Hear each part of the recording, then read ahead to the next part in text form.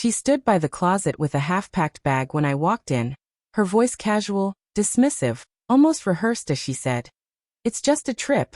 Like it was nothing more than a weekend away, nothing to question, nothing to hold against her. But the way her eyes avoided mine, the way her hands trembled slightly as she folded the silk blouse I'd never seen her wear for me,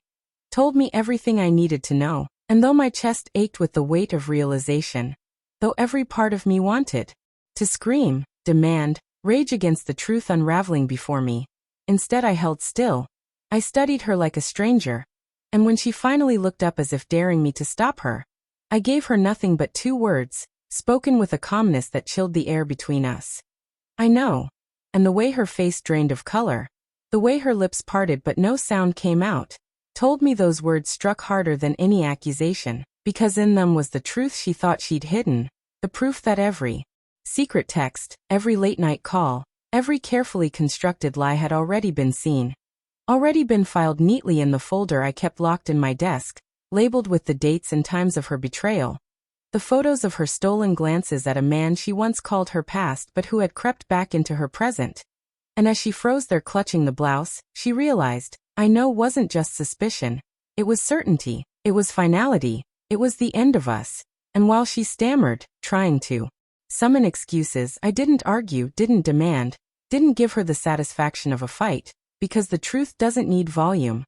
It needs silence, and so I walked past her, leaving her with the echo of my 2 words, and that night, as she left with her suitcase, I sat in the dark study, sending every piece of evidence to my lawyer, moving the money into accounts with only my name, erasing her access, securing the house and the car, dismantling the life she thought she still controlled, and, while she spent her trip wrapped in nostalgia and lies with the man who once discarded her, I spent mine severing the last ties that bound us, because my love had already turned to ice the moment she thought she could look me in the eyes and say, "It's just a trip," as if I were a fool. And when she came back days later, suitcase in tow, her face a mix of forced calm and hidden dread, she found the locks changed, her phone disconnected, her cards declined, and an envelope taped to the door with a thick stack of printed pages, her texts, her photos, her calls, all the truth she thought buried, with nothing written inside but my 2 words at the bottom.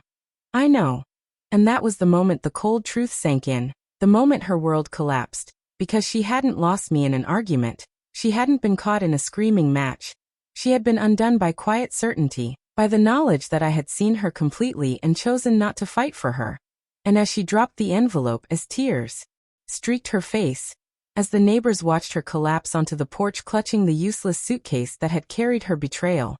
I closed the blinds, not out of cruelty but out of finality, because for me it was over the moment I said those 2 words. And in the weeks that followed, I heard of her unraveling, her ex disappearing the moment the fantasy wore off, her job slipping away after evidence of her misconduct spread, her friends distancing themselves when the truth became undeniable, leaving her with nothing but the memory of a calm voice saying, "I know." Because sometimes the coldest revenge is not fire, not fury, but the stillness of truth spoken at the right moment. And she would carry that silence with her forever,